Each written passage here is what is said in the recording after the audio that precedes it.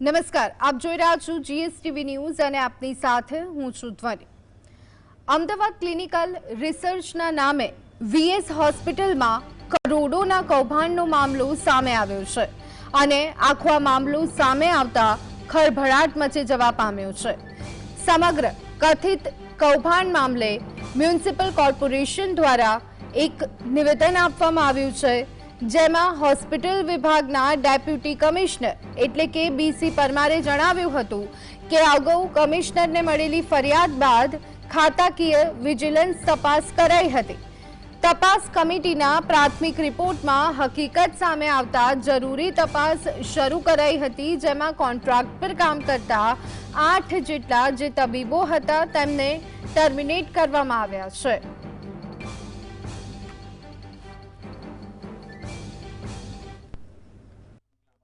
Clinical trial NHL જે કરે તો એની 40 થી 50% રકમ જે આવવાની એમાં એ એનએચએલ ના ફંડમાં જાય। એટલે સ્વાભાવિકપણે બીએસ ની જે ક્લિનિકલ ટ્રાયલ થઈ એમની જે એમણે કહ્યું કે ટ્રાયલનું જે ટ્રાયલ થઈ છે એમાં કોઈ પ્રશ્ન એ નથી કે કોઈ દર્દીને ખરાબ દવા આપી, એ પ્રશ્ન અત્યારના લેવલે સાબિત નથી થઈ ગયો। અત્યારના લેવલે છે કે ફંડ ડેવિએટ થયું, જે ફંડ સંસ્થા પાસે આવવું જોઈતું હતું એ આવેલું રિપોર્ટમાં જણાવ્યું ડોક્યુમેન્ટ્સ અને એની સાબિતી બધી બાકી છે, ઘણી બધી। કારણ કે અત્યારે આપણે એક્શન એટલે માટે લેવા પડે ઇન્ટ્રીમ, અધરવાઇઝ સામાન્ય રીતે એવું થાય છે કે તપાસ બહુ લાંબી ચાલે અને તપાસના અંતે જ્યારે પગલાં લેવાના થાય ત્યારે પગલાં લઈ ના શકે। એટલા માટે અત્યારે પહેલો રિપોર્ટ સાહેબને કમિટીએ રજૂ કર્યો, સાહેબે કમિશનર સાહેબે ઇમિડિયેટલી પહેલો ડિસિઝન આમાં લીધો છે। તપાસ હજુ ઘણી બાકી, જેમ એમણે કહ્યું કે ઘણી અત્યારે તો કારણ કે બીએસમાં ડોક્યુમેન્ટ એમને નહીં મળે એટલે એમણે આ બધી કંપનીઓ એમના જે એસએમઓસ એમનો કોન્ટેક્ટ કરીને ડોક્યુમેન્ટ મેળવ્યા પછી આગળ ખરેખર શું થયું છે, ફંડ કેટલું ક્યાં ડેવિએટ થયું છે એનું પાક્કું હિસાબ મળશે એટલે બધા જ પગલાં પછી સાહેબ જે શિસ્ત પાલન અધિકારી છે બધા જ પગલાં લેવામાં આવશે। તો શું છે વીએસ હોસ્પિટલનું કૌભાંડ? તો અમદાવાદની વીએસ હોસ્પિટલનું મસમોટું કૌભાંડ સામે આવ્યું છે। ફાર્મા કંપનીઓના રિસર્ચના નામે લાખોની લેતી દેતીનો ઘટસ્ફોટ થયો છે। દર્દીઓ પર દવાનું ક્લિનિકલ રિસર્ચ કરવામાં આવતું હોવાની જાણકારી સામે આવી છે। અગાઉ થોડા સમય પહેલા આ સંદર્ભે ફરિયાદ કરવામાં આવી હતી, ત્યારબાદ તપાસ કરવામાં આવી। સમગ્ર ઘટનાની તપાસ જે છે તે વિજિલન્સને સોંપવામાં આવી હતી। તો ત્યારબાદ જે મામલો સામે આવ્યો એ આખો કૌભાંડ સ્વરૂપે જ બહાર આવ્યો છે। વિજિલન્સની તપાસ બાદ હોસ્પિટલનું કૌભાંડ બહાર આવ્યું। સમગ્ર કથિત કૌભાંડ મામલે કોર્પોરેશન દ્વારા એક નિવેદન આપવામાં આવ્યું છે। હોસ્પિટલ વિભાગના ડેપ્યુટી કમિશનર બીસી પરમારે આ સમગ્ર બાબતને લઈ અને જાણકારી આપી છે। અગાઉ કમિશનરને મળેલી ફરિયાદ બાદ ખાતાકીય વિજિલન્સની તપાસ કમિટીના પ્રાથમિક રિપોર્ટમાં હકીકત સામે આવતા જરૂરી જે તપાસ હતી તે શરૂ કરવામાં આવી, જેમાં કોન્ટ્રાક્ટ પર કામ કરતા 8 જેટલા જે તબીબો હતા તેમને ટર્મિનેટ કરવામાં આવ્યા છે।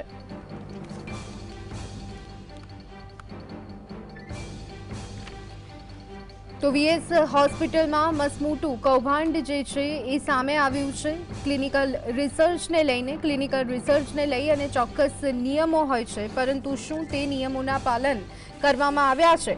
તો આ સાથે જ એથિકલ કમિટી અને અનેક એવી જરૂરી પરમિશનની સાથે આ ક્લિનિકલ રિસર્ચ કરવામાં આવતા હોય છે, પરંતુ શું તે યોગ્ય પરમિશન લેવામાં આવી છે કે કેમ તે પણ અહીંયા સવાલ ઊભો થઈ રહ્યો છે। 17 કરોડ જેટલી જે રકમ છે એ સીધી ડોક્ટરોએ ચાઉ કરી દીધું હોવાનું પણ સામે આવ્યું છે, ત્યારે તેને લઈને પણ ઘણા બધા સવાલો અહીંયા ઊભા થઈ રહ્યા છે। સામાન્ય રીતે જે નિયમ જોવા મળતો હોય છે કે જે પણ ફાર્માસ્યુટિકલ કંપની દ્વારા આ રિસર્ચ કરાવવામાં આવતું હોય અને જે સંસ્થા દ્વારા રિસર્ચ કરવામાં આવતું હોય ત્યારે ફાર્માસ્યુટિકલ કંપનીઓ સંસ્થાને 40 થી 50% રકમ આપતી હોય છે, ત્યારે વીએસને જે મળવાપાત્ર રકમ છે 40 થી 50% હોવી જોઈએ, પરંતુ તે જે રકમ છે એ વીએસ સુધી તો પહોંચી જ નથી, પરંતુ 17 કરોડથી વધુની જે રકમ છે એ ડોક્ટરો દ્વારા ચાઉ કરી દેવામાં આવી છે। ઉલ્લેખનીય છે કે અત્યાર સુધી વિદેશી ફાર્માસ્યુટિકલ કંપની સહિત 58 જેટલી કંપનીઓએ તેમની દવાની જે ટ્રાયલ ટેસ્ટ છે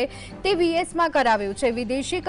વિદેશી ફાર્માસ્યુટિકલ કંપનીઓ જ્યારે ક્લિનિકલ ટ્રાયલ ભારતમાં કરાવતી હોય છે છે ત્યારે ચોક્કસ નિયમોનું પાલન જે તે કંપનીઓએ પણ કરવાનું રહેતું હોય છે અને જે પણ હોસ્પિટલો દ્વારા અને ખાસ સરકારી હોસ્પિટલો દ્વારા જ્યારે ક્લિનિકલ રિસર્ચ કરવામાં આવતા હોય, ક્લિનિકલ પરીક્ષણ કરવામાં આવતા હોય ત્યારે ચોક્કસ જે કમિટી હોય છે તેની મંજૂરી લેવાની રહેતી હોય છે. એથિકલ કમિટી પ્રાથમિક રીતે જો વાત કરીએ તો તેની મંજૂરી લેવી એટલી જરૂરી રહેતી હોય છે અને ત્યારબાદ જો વાત કરવામાં આવે તો સરકારના CTRI ડિપાર્ટમેન્ટની પણ મંજૂરી લેવાની રહેતી હોય છે.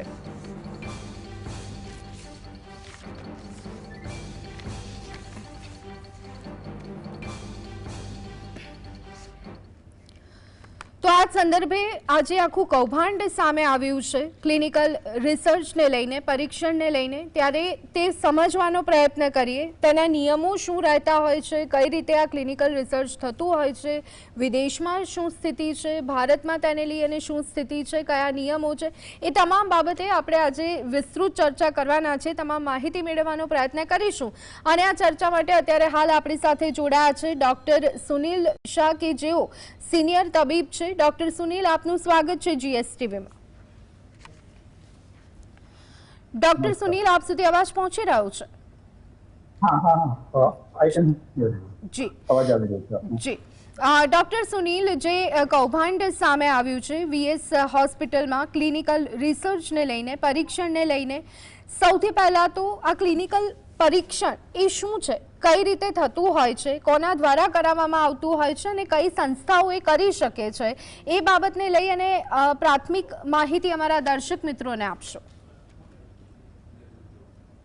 જી ચોક્કસપણે આજે 17 કરોડનું કૌભાંડની જે વાત થઈ રહી છે એમાં શરૂઆતમાં કોઈ પણ ક્લિનિકલ ટ્રાયલ જ્યારે શરૂ થાય ત્યારે એમાં એક that starts with the ethics committee formation, કે જેમાં એક એથિકલ કમિટીનું ફોર્મેશન થાય છે કે જેમાં એ લોકોને ઇન્ટરનલી એ લોકોના એક એમઓયુ થતા હોય છે, જેમાં એક પર્સન્ટેજની વાત હોય. લાઈક જે મેડિકલ કોલેજ છે તેમાં આજે આપણે પર્સન્ટેજની વાત છે 0% છે, બરોબર છે.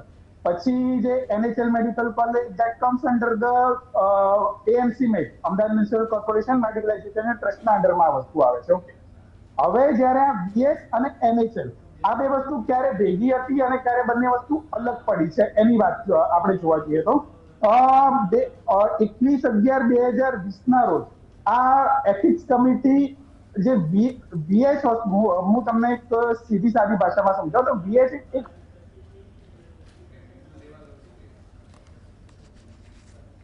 ડોક્ટર સુનિલ, આપ સુધી અમારો અવાજ પહોંચી રહ્યો છે? NHL મેડિકલ કોલેજ છે. મને અવાજ આવી રહ્યો છે આપનો? જી જી, જણાવશો. આપને મારો અવાજ આવી રહ્યો છે? જી જી ડોક્ટર સુનિલ, આપ આપની વાત કન્ટિન્યુ કરો. ઓકે, હવે જ્યારે આપણે VS હોસ્પિટલ ને NHL, actually VS is a hospital, okay, અને NHL is a medical college. Okay, હવે જ્યારે ફાર્માસ્યુટિકલ કંપનીઝ જ્યારે ઇન્ટ્રોડ્યુસ થાય છે, જ્યારે એના ક્લિનિકલ ટ્રાયલ્સ હોય છે, તો એમાં જ્યાં દેવાંગ રાણા છે તેઓ આ જે ફાર્મેકોલોજી ડિપાર્ટમેન્ટ હોય એને એક એસોસિએટ પ્રોફેસર છે જેનું નામ સૌથી વધારે ઉછળીને બહાર આવ્યું છે આમાં. તો he is a associate professor અને એમના હી વોઝ ધ ક્લિનિકલ ટ્રાયલના જે હેડ હતા એ પોતે છે. ઓકે, હવે આખી વસ્તુમાં જે કૌભાંડની વાત કરવામાં આવે છે 17 કરોડની, હવે એમાં એક મિસઇન્ટરપ્રિટેશન થાય છે આ લોકોને કે એકચ્યુઅલી શું થઈ રહ્યું છે એ બધી આખી વસ્તુ તો તપાસ પછી બહાર આવશે અને કમિટી એ બંને લોકોને સાંભળશે પછી ખબર પડશે.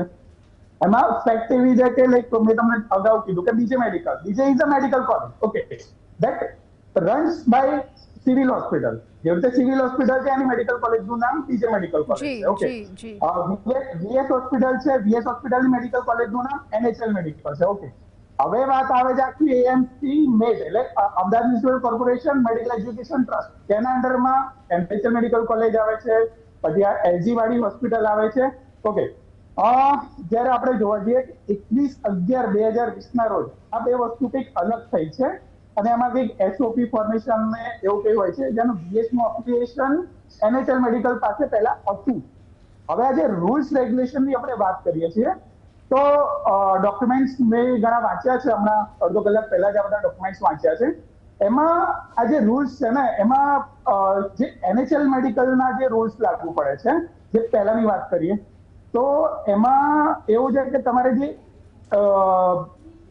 40% જે ટોટલ અમાઉન્ટ હોય એના 40% કંઈક ઇન્સ્ટિટ્યુશન પાસે જાય છે. જી જે આપણે વાત કરીએ બીએસ ની વાત, એનએચએલ ની વાત કરી રહ્યા છે. એનએચએલ અને બીએસ આખી અલગ અલગ વસ્તુ છે. અત્યારે આજે બંને અલગ થયું છે, જેની ગવર્નિંગ બોડી ને બધાની વાત કરું છું. આના પછી જે અલગ થયું છે એ મુજબ કહું છું, જેમાં જે 40% ની વાત કરીએ છીએ એના મુજબ જે ગણવા રહીએ તો જે ટોટલ અમાઉન્ટના જે બી પર્સન્ટેજ થતા હશે એ ગણાય છે. ઓકે, હવે જે લેટેસ્ટ જે ફોર્મેશન છે, જેનું ડોક્યુમેન્ટેશન મારી પાસે આવ્યું છે, એમાં આ લોકોએ 10% ના લેખે કાઉન્ટ કર્યું છે. જે અંદર ઓફિશિયલ ડોક્યુમેન્ટ્સ જે રીતે મેં જોયું છે એ મુજબ મને સાયન્સ સ્ટ્રીમ મુજબ મને ઓફિશિયલ ડોક્યુમેન્ટ્સ લાગેલું છે કે જેમાં 40% ની જગ્યાએ 10% છે. આજે જે અમાઉન્ટના 10% તમને કહી રહ્યો છું. ઓકે, એટલે એ 10% વીએસ ને મળ્યા છે સુનિલભાઈ, આપ એવું કહી રહ્યા છો? અવાજ કપાઈ રહ્યો છે બેન તમારું. સુનિલભાઈ, એટલે જે 10% આપ અહીંયા વાત કરી રહ્યા છો એ વીએસ ને મળ્યા છે, જે એક્ચ્યુઅલી 40 to 50% મળવા જોઈતા હતા. યા રાઈટ. ઓકે, એ કંઈક 10% મળ્યા છે આ લોકોને, એવું છે આખી વસ્તુમાં. જે એકચ્યુઅલી એ લોકોનું કેવું એવું છે બંને સાઈડથી, તો બાકીના પૈસા ડોક્ટરોએ લીધા છે.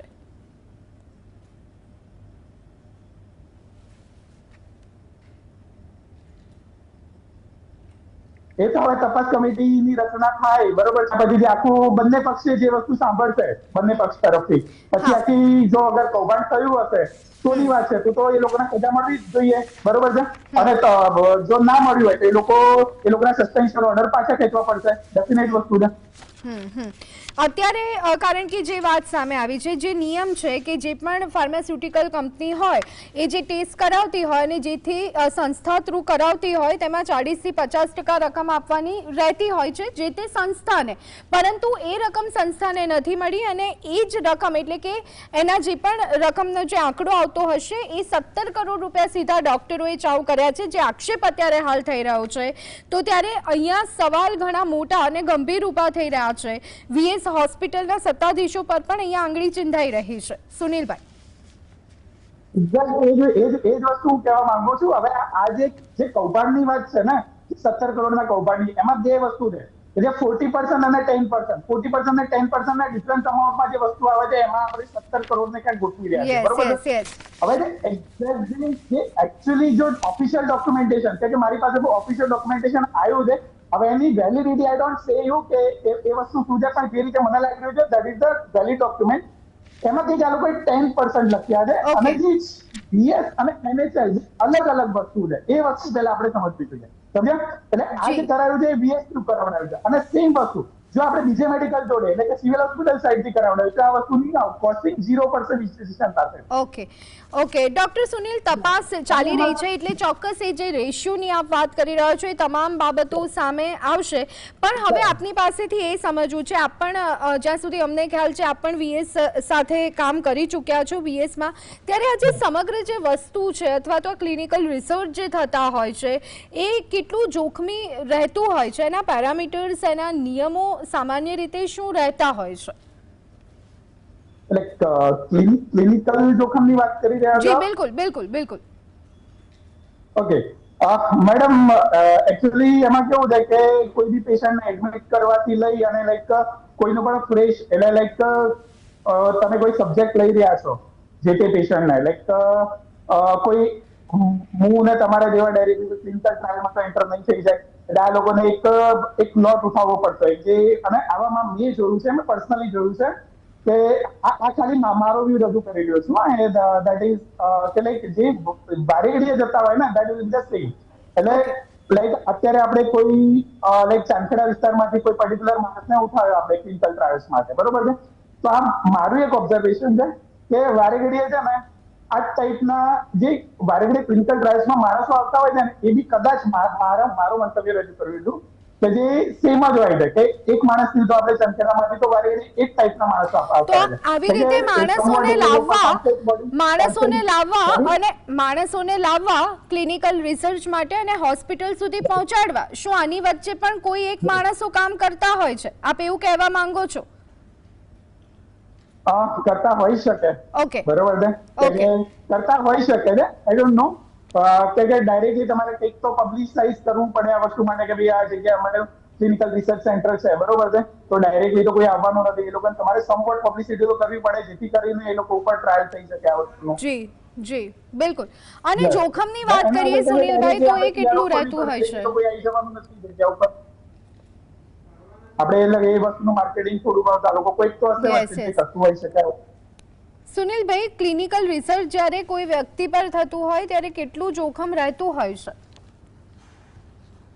ડિપેન્ડ્સ કે આપણે કઈ દવાનું પરીક્ષણ કરી રહ્યા છીએ, પેશન્ટની ફિઝિકલ કન્ડિશન શું છે, એ પહેલા કોઈ ક્લિનિકલ ટ્રાયલમાં ઇન્વોલ્વ છે કે કોઈ એક પેશન્ટ આવ્યો છે, એ અગાઉ બી કોઈ ક્લિનિકલ ટ્રાયલ કરી રહ્યો છે, તેમાં તો એકચ્યુઅલી ડેટા. ઓકે, પછી આ લોકોના જે જનરલી મેડિકલ ઓફિસર્સ હોય, જે એ લોકોના અંડરમાં એ લોકોના TPR, temperature, body weight, whatever, એ બધો એક વાઇટલ્સનો ડેટા પ્રોવાઈડ કરતા હોય છે. જોખમી એટલે સમવટ જોખમી તો છે, પણ એમની કોન્સન્ટ પહેલાથી લેવડાવી દેવાતી હોય છે. સમવટ કે જો જેવી રીતે આપણે વાત કરીએ ને કોવિડમાં જે વેક્સિનેશન ફટાફટ આપવામાં આવી હતી, બરોબર છે, ત્યાં રિઝલ્ટ અત્યારે આપણે એક ક્વેશ્ચન માર્ક છે એ જગ્યા ઉપર કે ભાઈ કોવિશિલ્ડ કે વોટ એવર છે, જે કોવેક્સિનની વાત કરીએ છીએ, તો ડેફિનેટલી સમવટ જોખમ તો રહેતું જ હોય છે એ જગ્યા ઉપર, કારણ કે એના માટે જે લોકોને અંડર ઓબ્ઝર્વેશન રાખતા હોય કે એ લોકોને કશું થઈ ના જાય. ઓકે જી ડૉક્ટર સુનિલ, હવે બીજી એક બાબત ખાસ કરી, અને જ્યારે વીએસ હોસ્પિટલનું નામ અત્યારે સામે આવી રહ્યું છે, લોકો સરકારી હોસ્પિટલ પર ઘણો ભરોસો પણ મૂકતા હોય છે, અને હવે લોકો મૂકતા થયા છે, કારણ કે પહેલાંની સરખામણીએ હોસ્પિટલો પણ અત્યંત આધુનિક અને ટેકનોલોજીથી સજ્જ જોવા મળી રહી છે.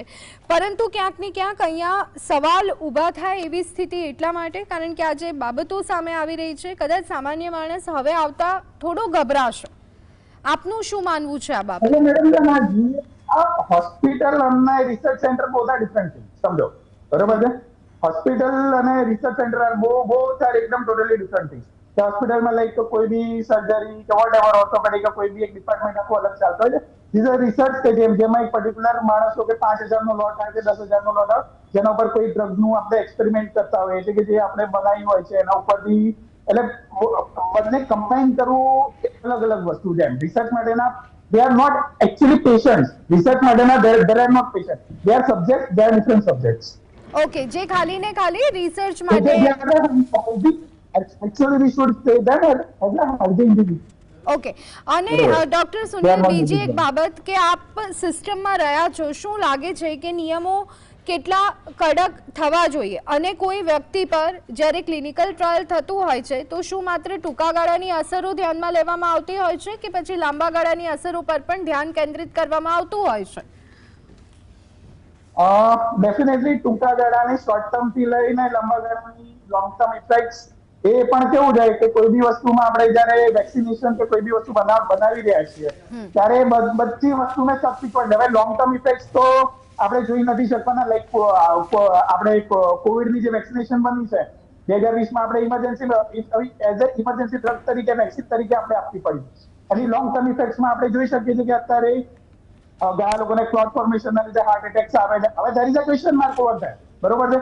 હવે એઝ એક સિંગલ ડોક્ટર તરીકે કે હું એ વસ્તુ પર કમેન્ટ ના કરી શકું કે એની લોંગ ટર્મ સાઇડ ઇફેક્ટ શું હશે. હા, પણ ડેફિનેટલી દરેક વેક્સિનેશન લાઈક તમે લો છો ત્યારે ફીવર આવો, there is a antibody formation તમારી શરીરની અંદર. ઓકે, એના લીધે there are some side effects over there. હા, પણ પર્ટિક્યુલરલી જે ડિઝીઝ લીધો હોય છે કે જેના કારણે તમે વેક્સિનેશન આપો છો એની અગેન્સ્ટમાં પ્રોટેક્શન મળે છે. હા, પણ જે long term side effect, short term side effect દરેક વેક્સિનેશનમાં there is something over there. જી બિલકુલ. ડૉક્ટર સુનિલ, સાથે બીજી પણ એક બાબત, આપને શું લાગે છે કે કયા નિયમોમાં બદલાવ આવવા જોઈએ? દરેક દેશમાં લગભગ જ્યાં સુધી મને ખ્યાલ છે કે આ રીતે ક્લિનિકલ રિસર્ચ થતા હોય છે ત્યાં પણ પેરામીટર્સ રહેતા હોય છે, નિયમો રહેતા હોય છે. એ પ્રમાણમાં ભારતમાં કેવા નિયમો છે ને શું તેનું ખરેખર જે અમલ થવું જોઈએ એ થતો હોય છે? અને જો થતો હોય છે તો પછી આવા પ્રકારના જે ઇશ્યુ સામે આવી રહ્યા છે કેમ આવી રહ્યા છે? તો પછી ઓકે, આમાં એવું છે કે 2020 સાલ પછી એક એનડીસીટી 2019 નો એક એક્ટ બન્યો છે. એમાં કંઈક 50 કિલોમીટરના રેડિયસમાં તમારું જે એથિક્સ કમિટી છે એને તમે યુઝ કરી શકો છો કે ક્લિનિકલ ટ્રાયલ્સ થાય છે, યા તો પછી એ સેમ સિટીમાં હોવું જોઈએ. લાઈક આપણે અમદાવાદમાં છીએ તો એના 50 કિલોમીટરના રેડિયસમાં એથિક્સ કમિટીમાં યુઝ તમે કરી શકો છો. એવું નથી કે વીએસમાં જે એકલું સીઆરઓ આ રિસર્ચ ટ્રાયલ થઈ રહી છે there are lots of સોલામાં પણ થઈ રહી છે, કેટલીક પ્રાઇવેટ ઓર્ગેનાઇઝેશન પણ છે કે જે આ વસ્તુ કરી રહી છે. એ લોકોના પોતાના MOUs બનતા હોય છે. ઓકે, હવે MOUs માં પર્ટિક્યુલરલી આ લોકોએ શું લખ્યું છે, કેટલો પર્સન્ટેજ છે, એમાંથી ઇન્સ્ટિટ્યુશન કેટલું છે, આખું પેપર ડોક્યુમેન્ટેશન જ્યાં સુધી આપણે જોઈએ નહીં ત્યાં સુધી આપણને કંઈ ખબર ના પડે. પણ એક વસ્તુ ચોક્કસપણે છે કે જ્યાં સુધી આ કમિટીના પૂરેપૂરા અહેવાલ આપણી સામે અને જે આજે 9 કે 10 ડોક્ટર, હું પર્ટિક્યુલર મારું એવું મંતવ્ય છે કે 9 કે 10 ડોક્ટર સાથે ઇન્વોલ્વ હોવું એ બહુ ડિફિકલ્ટ છે. એક કોઈ ખોટી વસ્તુ કરવી હોય ને તો એ ખોટી વસ્તુ કરતા પહેલા બધા 500 વખત વિચાર કરે. અને બીઇંગ અ ડોક્ટર હું તો કહું છું, જો આ લોકો ગિલ્ટી ફીલ થાય, બરોબર છે, ગિલ્ટી ફીલ થાય તો પછી એ લોકોને જે suspension continue definitely suspend terminate કરી દેવા જોઈએ. પણ જે રીતે આખી ઇન્ફોર્મેશન, જે ડોક્યુમેન્ટેશન આખા મળી રહ્યા છે એ મુજબ there is something કે 40% 10% એની વચ્ચે જે વસ્તુ મળી રહી છે ને, there is some confusion over that કે જે 30% ગાળામાં જે 17 કરોડની અમાઉન્ટ બહાર આવી રહી છે. કેમ કે પર્સનલી જેવું મેં સાંભળ્યું છે, આ just what I heard that I સે, બરોબર, કે ભાઈ જે દેવાંગ રાણાની વાત છે, જે દેવાંગ રાણાએ કે એના સગા સંબંધીઓમાં અકાઉન્ટમાં પૈસા ટ્રાન્સફર કર્યા છે એને, બરોબર છે. તો જેવું મેં જે સાંભળ્યું છે એની વાત કરું છું, ભાઈ એની પોતાના લાઈક ફાધરનું જોઈન્ટ અકાઉન્ટ છે, બરોબર છે. એ ધેટ અકાઉન્ટ કમ અંડર કે ભાઈ એ જે જોઈન્ટ અકાઉન્ટ છે એમાંથી એમાં એનું પોતાનું નામ છે, એના ફાધરનું નામ છે એકમાં. બીજું એક જોઈન્ટ અકાઉન્ટમાં લાઈક આજે 3 લાખનું 5 લાખનું ચેક આવ્યો, જ્યારે એનું અકાઉન્ટ છે અને એની વાઇફનું અકાઉન્ટ છે. આ રીતે એવા કંઈક પૈસા આવ્યા. જ્યાં સુધી I am not sure about that. જે વસ્તુ હજુ તો હું કહું છું, જે વસ્તુમાં ચીપ જ્યાં સુધી તપાસ થશે ત્યાં સુધી આ બધું ખાલી એક વાત જ રહેશે. પણ ડેફિનેટલી જ્યારે આ કમિટીને બધું તપાસ કરશે ત્યારે આ બધી વસ્તુઓ બહાર આવી જશે. જી બિલકુલ બિલકુલ. અને આપણે આશા રાખીએ કે જે સત્ય છે એ બહાર આવે. અનેક મહેમાન આપણી સાથે જોડાયા છે. ડોક્ટર મીરાબેન પંચાલ ક્લિનિકલ રિસર્ચના જાણકાર છે. મીરાબેન, આપનું સ્વાગત છે. નમસ્કાર. જે અમે VS હોસ્પિટલના કૌભાંડ પર જ્યારે ચર્ચાઓ અત્યારે ઘણી જોરશોરથી જોવા મળી રહી છે અને ઘણા બધા સવાલો પણ અહીંયા મીરાબેન સામાન્ય માણસના મનમાં પણ આવતા હશે, મારા મનમાં પણ આવી રહ્યા છે. ત્યારે સૌથી પહેલા તો ક્લિનિકલ રિસર્ચ કેવી રીતે થતું હોય છે એ અમારા દર્શક મિત્રોને જણાવશો. નમસ્કાર દર્શક મિત્રો, થોડું ઘણું આપ જાણતા હશો, પરંતુ મેડિકલી ક્લિનિકલ રિસર્ચ એ એક રિસર્ચનું કામ છે કે જ્યારે નવી દવાઓ ફાર્માસ્યુટિકલ દ્વારા બહાર પાડવામાં આવે છે તે ડાયરેક્ટ જ કઈ દવાઓ આપી દેવાની નથી હોતી પેશન્ટને. તેને એક રિસર્ચ સેન્ટરમાં માનવની ઉપર, માનવ શરીરના ઓર્ગન્સ ઉપર એનું રિસર્ચ થતું હોય છે કે એ દવાઓ તેમને કેટલી ઉપયોગી છે અથવા કેટલી નડે છે, તેની દૂરંદેશી પણ જોવામાં આવે છે અને સમય મર્યાદા પણ હોય છે. જી બિલકુલ. અને આ તમામ બાબતો એથિકલ રહેતી હોય છે કે કેમ? કઈ બાબતોનું ખાસ ધ્યાન રાખવાનું રહેતું હોય છે? સૌથી પહેલાં તો પ્રથમ તો જ્યારે કોઈ પણ માનવ શરીર ઉપર પરીક્ષણ કરવાનું હોય છે તો સરકારે તેનું કેન્દ્રીય એક માળખું બનાવેલું છે અને તેનું નામ છે MDTL. અને તેના દ્વારા એનું સર્ટિફિકેટ હોય તે જ રિસર્ચ સેન્ટર માનવ શરીર ઉપર અથવા માનવના ઓર્ગન ઉપર એટલે કે અવયવો ઉપર દવાઓનું, જુદી જુદી દવાઓનું પરીક્ષણ કરતી હોય છે. જી મીરાબેન, જે અત્યારના હાલ જે સમાચાર આવ્યા છે, ખોટું થવાની શક્યતાઓ ક્યાં રહેતી હોય છે? અથવા તો ભૂતકાળના ઉદાહરણો લઈ લો કે અત્યારે જે ચર્ચાઓ જોવા મળી રહી છે, ખોટું ક્યાં થતું હોય છે? સૌથી પહેલાં તો એઝ એ મેડિકલ પર્સન હું એટલું તો કહી શકું કે દરેક ડૉક્ટર કે રિસર્ચ સેન્ટર જે પોતે બંધાયેલા હોય છે કે માનવ શરીર ઉપર પરીક્ષણ કરવા જઈ રહ્યા છે તો તેની લાઈફ સિક્યોરિટી પહેલાં જોતા જ હોય છે. પરંતુ થાય છે શું કે જ્યારે એક ફોર્મ ભરવાનું હોય છે અને એ ફોર્મ દરેક દર્દી હોય, પેશન્ટ હોય અથવા સ્વેચ્છાએ પણ માણસો આવે છે કે અમારી ઉપર દવાનું પરીક્ષણ કરશો તો અમને કોઈ વાંધો નથી અને એ માટે તો આ દર્દીઓ અને પેશન્ટો પર પણ પરીક્ષણ થતું હોય છે? જી, આ મેઇન તો એની ઉપર જ થાય છે. ત્યારે જ તો નહીં તો સુનિલભાઈ અમારી સાથે જોડાયા છે. સુનિલભાઈ કહી રહ્યા છે કે દર્દીઓ પેશન્ટો પર ક્લિનિકલ રિસર્ચ નથી થતું. સુનિલભાઈ શું કહેશો? પેશન્ટ નથી લેતા એમાં. ડિઝીઝ પેશન્ટ છે દેટ ઇઝ હેલ્ધી ઇન્ડિવિજ્યુઅલ્સ હોય છે ને, એમ કહું છું. એમને થોડું કન્ફ્યુઝન થઈ ગયું ના, એટલે આ પણ સાચા છો, આ પણ સાચા છો, પણ આ પણ એક પ્રક્રિયા છે કે જે માનવ શરીર પર પણ થતું હોય છે દવાનું પરીક્ષણ. ઓકે મીરાબેન, જણાવો, આપની વાત પૂરી કરો આગળ. હાજી આપે શું ક્વેશ્ચન પૂછ્યું? જી, આમાં ખોટું થવાની શક્યતાઓ ક્યાં રહેતી હોય હાજી, છે? એટલે લોકો સામેથી પણ આવતા હોય છે કે આપ મારી પર પરીક્ષણ કરી શકો છો અને દર્દીઓ પર પણ પરીક્ષણ થતા હોય છે. આપની છેલ્લી વાત જે હતી એ આગળ જણાવશો. હવે એનું એક ફોર્મ હોય છે, એ ભરવાનું હોય છે પેશન્ટ, રોગી અથવા સ્વેચ્છાએ આવનાર વ્યક્તિએ. હવે એ ફોર્મ ભરવાનું હોય છે, તેમાં જે બધા નોર્મ્સ લખેલા જ હોય છે કે ભાઈ જો આ દવાની આડઅસર થશે તો અમે રિસર્ચ સેન્ટર અથવા ડૉક્ટર્સ એને માટે જવાબદાર નથી.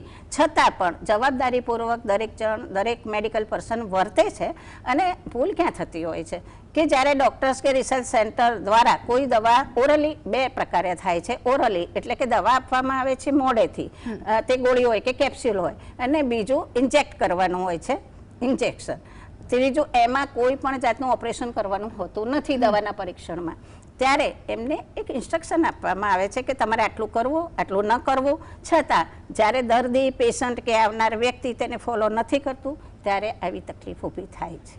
જી બિલકુલ.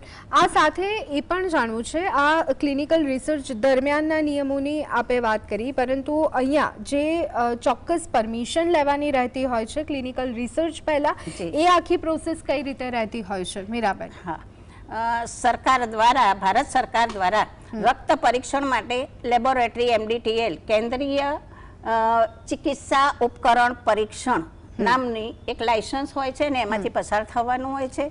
તે રિસર્ચ સેન્ટરો અથવા જે લોકો પરીક્ષણ કરાવવા માટેને ડૉક્ટરી ધરાવતા હોય અથવા કોઈ કેન્દ્ર ધરાવતા હોય તેમને તેમાંથી પસાર થવાનું હોય છે, તે લાયસન્સ લેવાનું હોય છે. તે પછી જ તે લોકો આ કાર્ય કરી શકે છે. જી, એટલે એ કાયમ કરી શકે છે કે દર રિસર્ચ વખતે તેમને જાણ કરવાની રહેતી હોય છે, મંજૂરી લેવાની રહેતી હોય છે? It's a whole process or one time process? No, it is one time process only because they are having then license. Okay okay. હવે મીરાબેન, આ જે બાબત અત્યારે હાલ સામે આવી રહી છે કે ક્લિનિકલ ટ્રાયલ, ક્લિનિકલ રિસર્ચ પહેલા એથિકલ કમિટીની મંજૂરી લેવાની રહેતી હોય છે, ને આજે આખી ઘટના સામે આવી છે, જે ઘટસ્ફોટ અત્યારે હાલ થઈ રહ્યો છે, એમાં એ મંજૂરી નથી લેવામાં આવી, તે બાબત અત્યારે હાલ સામે આવી રહી છે. તો આ કેવી રીતે શક્ય બની શકે? હવે બેન, દુનિયામાં ફક્ત અને ફક્ત મેડિકલ લાઇનમાં નહીં, બેંકોમાં પણ આપણે જોઈએ છીએ, કોઈ પણ શિક્ષા વિભાગમાં પણ જોઈએ છીએ, કોઈ પણ લાયસન્સ વગર કોઈ પણ કંઈ પણ શરૂ કરી દે છે, પણ એ વિચારતા નથી કે જ્યારે કોઈ પણ લાયસન્સ વગર, એટલે કે તમે એ માટે બરાબર એ માટે યોગ્ય છો કે નહીં, અને છતાં પણ બધા મળીને ફક્ત અને ફક્ત ખ્યાતિ હોસ્પિટલની પણ વાત ખબર જ છે આપણને સૌને, તો એવી રીતે કરવાથી એક માનવીય ધોરણે ડૉક્ટર્સે કે મેડિકલ પર્સને કે એનીવન એ કે જે કંઈ કાર્ય કરવા જઈ રહ્યા છે એ માનવની તમે જીવન સાથે રમત રમી રહ્યા છો, એવું ન થવું જોઈએ. જ્યારે દરેક ડૉક્ટર કે મેડિકલ પર્સન તો માનવીને જીવાડવા માટે આ પરીક્ષણ કરે છે કે દવા જે આવી છે બજારમાં તે છેવટે એમના માતા પિતા, બહેન, પત્ની પણ લઈ શકે, અને ત્યારે જો કંઈક આવો બનાવ બની જાય તો તમે શું કરો એ વિચારીને જો કરશે તો ક્યારે પણ આવી ઘટનાઓ નહીં થાય. જી બિલકુલ. મીરાબેન, આ સવાલ એટલા માટે કારણ કે આપણા ત્યાં જે મૂળભૂત અધિકારો છે, આપણા ત્યાં અહીંયા શિક્ષણનું વ્યાપારીકરણ થઈ રહ્યું છે, મેડિકલને લઈ, અને જ્યારે એક વ્યક્તિ વિશ્વાસની સાથે દવાખાનામાં જતો હોય કે હું જલ્દીથી સાજો થઈ અને પરત ફરીશ, અને જો એ જ જગ્યાએથી આ પ્રકારના સમાચાર આવે, આપ એક મેડિકલ ફિલ્ડ સાથે સંકળાયેલા છો, તો આપ આ બાબતને કેવી રીતે જોઈ રહ્યા છો અને અહીંયા શું મેસેજ આપવા માંગશો? હું લોકોને એ મેસેજ આપવા માંગુ છું, અને દરેક મેડિકલ પર્સનને, તે કોઈ પણ મોટું રિસર્ચ સેન્ટર હોઈ શકે છે, હોસ્પિટલો હોઈ શકે છે, તેઓ એટલા માટે જ આ ભણતર ભણે છે કે અમે અત્યારે જે પણ ભણીશું, જ્યારે તેઓ નાના હોય છે ત્યારે વિચાર તો આટલો જ હોય છે કે અમે ડૉક્ટર બનીશું, લોકોની સેવા કરીશું, પણ સેવાનો ભાવ ત્યાંથી લુપ્ત થઈ જાય છે. જેમ જેમ તેઓ સમજે છે કે આમાં તો પૈસા મળે છે એટલે બિઝનેસ પર્પઝ માટે તેઓ આમાં આગળ વધે છે. તે ન કરે. મેડિકલ પર્સન છેવટે તો માનવ છે, અને આપણે માનવ સેવા કરવા માટે ડૉક્ટર બન્યા છીએ અથવા રિસર્ચ કરીએ છીએ અથવા ફાર્માસ્યુટિકલ જે દવાઓવાળા છે તેમને પણ મારે એટલું જ વિનંતીપૂર્વક કહેવાનું કે ખોટી દવાઓ બનાવીને આપ માર્કેટમાં લાવશો નહીં. જી, thank you so much Miraben. Doctor Sunil, આપ બંને અમારી સાથે જોડાયા. તે બદલ આપનો ખૂબ ખૂબ આભાર. પરંતુ સવાલ અહીંયા એ છે કે શું આ પહેલી વખતનું કૌભાંડ છે કે પહેલાં તો કૌભાંડ છે કે કેમ, એની યોગ્ય તપાસ થશે કે કેમ? શું આ પ્રથમ વખતનું થયેલું કૌભાંડ છે કે જે ચર્ચામાં આવ્યું છે, જેની તપાસ થઈ રહી છે, કે ભૂતકાળમાં આવું ઘણું બધું થયું છે પરંતુ ક્યાંક આપલેમાં મામલો સંડોવાયેલો છે ને એના કારણે આ તમામ બાબતો બહાર આવી છે? શું આ બાબતને લઈ આ દિશામાં યોગ્ય તપાસ કરવામાં આવશે કે કેમ, તે હવે જોવું ખૂબ જ મહત્વપૂર્ણ રહેવાનું છે. કારણ કે આ પ્રકારના જ્યારે કૌભાંડો થતા હોય ત્યારે જે લોકો છે સામાન્ય, તેમનામાં પણ એક ડરનો માહોલ જોવા મળતો હોય છે. લોકોની જિંદગીનો અહીંયા એક સવાલ છે અને હોસ્પિટલ પર ભલે આટલા બધા કૌભાંડો થતા હોય પરંતુ તેમ છતાં પણ તબીબ પર અને હોસ્પિટલ પર આજે પણ લોકોનો વિશ્વાસ કાયમ છે. તો આ વિશ્વાસ જળવાવો એ પણ એટલું જ જરૂરી છે. તો આ બુલેટિનમાં અત્યારે બસ આટલું. રજા આપશો. નમસ્કાર.